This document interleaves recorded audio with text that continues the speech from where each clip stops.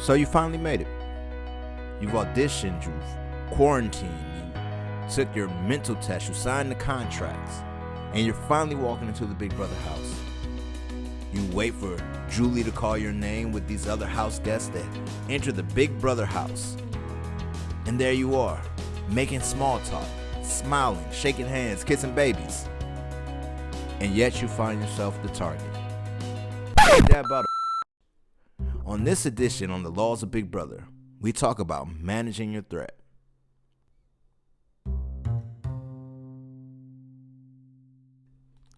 So, let's say you're thinking about auditioning to Big Brother.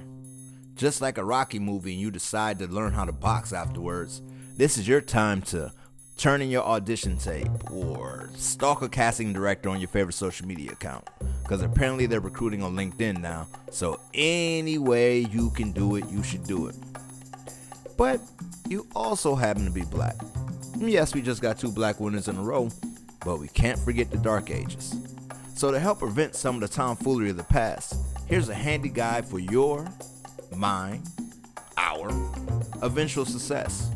Now these laws are great for all incoming house guests, but especially needed if you are black. So listen up, class. Today's lesson is all about tackling your threat level. Now you may say, hey, Miss Brown, I'm not threatening at all. And I would say, you black, is you? You tall, is you? You pretty? You ugly? All of you have a threat. So let's listen up.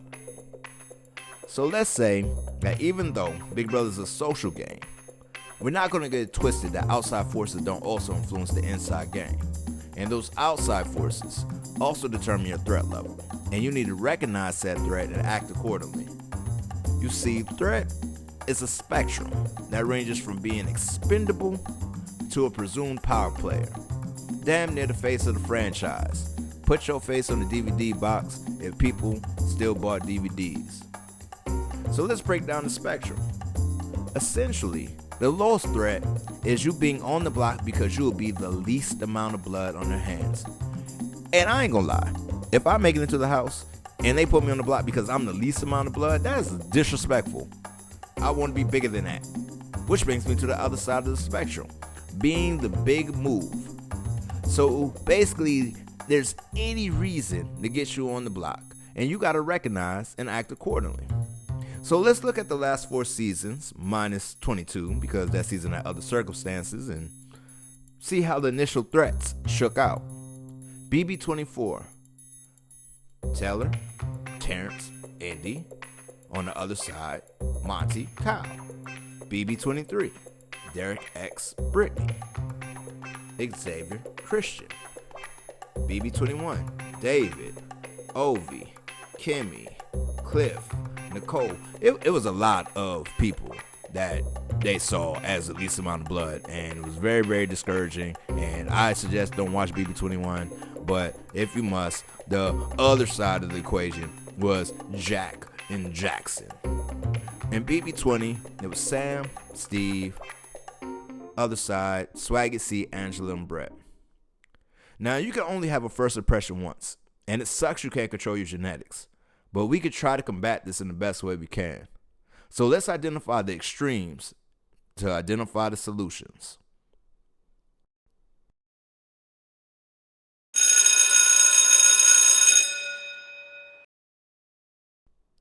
Look at these pictures and tell me, who has no shot at winning Big Brother? Yep, not that guy. Not her. Not him. Nope. Nada. This game's a cruel carousel chance that doesn't give a damn about your feelings or fairness, so it's time to strap up Buttercup and prepare for war. Let's look at a recent winner who was deemed expendable. Now I bet you're saying, Mr. Brown, what's up with this bait and switch? But I think it's important to study our sister series to the north because they have implemented their BIPOC rule before the US, and we need to adapt to the new meta that's going to be on us.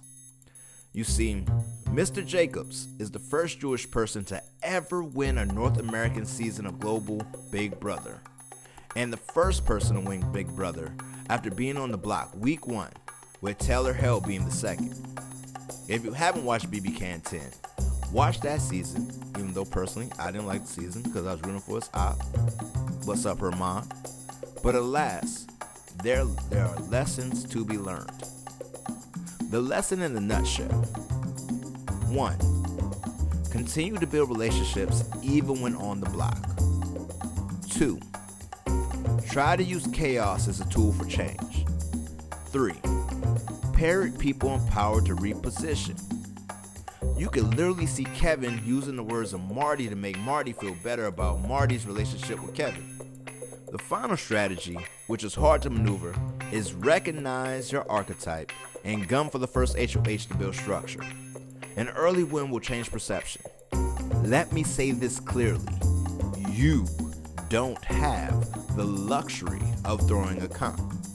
I probably fall in this camp myself. So I'm telling myself, you don't have the luxury of throwing a comp. You may not always be as lucky as Taylor to be casted with people who will recognize or weaponize bullying and stopping it. Just try your best to get out of that sticky situation.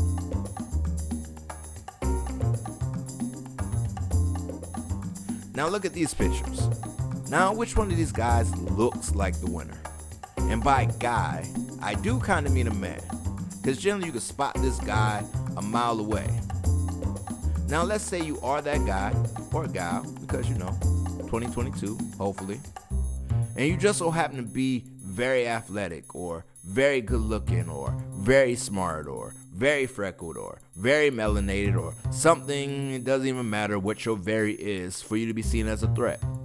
If you find yourself the alpha without a pack, I think you need to form a pack very quickly to pitch yourself as a meat shield or convince the next very that you should team up to protect each other. Or dumb yourself down and try to lower your threat level. Whatever way you want to do it. Now I bet you're saying, damn it, Brown, you did it again. Just admit this is a BB Can Stan account. And my responsibility to you would be, no. And second of all, hear me out. Because Anthony was runner-up on a season looking like this. Everything about this man screams I should be targeted immediately and frequently, and yet he only went on the block once on finale night and lost. But that's a discussion for another time. This is what this man said in his pre-BB time in the house. Off the bat, I don't know, is that a Canadian accent? Whatever. Off the bat, I think I'll be recognized as a physical threat. Knowing that, I stopped going to the gym and started eating the foods I love so I don't walk in there looking like a Batman suit. I got my body to be more humble place so I could come across as less of a physical threat and hopefully be overlooked when I walk through those doors. And my response to him would be, overlooked by who? Who are you? Who gonna overlook you? Who? But go off, King. Go off. Here's your lessons in a nutshell. Align yourself with other physical threats. Throw comps. Always read the room and be ready to adapt. So future house guests, remember, manage your threat and secure the bag.